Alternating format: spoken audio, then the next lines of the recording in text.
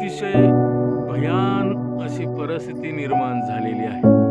आज 26 जून 2026 आहे. अजूनही नांदूर पठार तालुका पारनेर जिल्हा अहिल्यानगर येथे पावसाचं आगमन झालेलं नाही. आणि आकाशामध्ये हा बघा हा चंद्र कसा डौलाने डुलत आहे. आकाशामध्ये एकही ढग दिसत नाही, चांदण्या मात्र खूप दिसत आहेत. अशीच जर परिस्थिती राहिली तर भयान अशा कोरड्या सुक्या दुष्काळाकडे मार्गक्रमण तर होत नाही ना. शेतकऱ्याचं कंबरडं मोडलं गेलं. कसं होणार माझ्या या बंधुराचं? करोडपती विचार मंचासाठी अनिकेत देशमाने. लाईक करा, शेअर करा, सबस्क्राईब करा. धन्यवाद.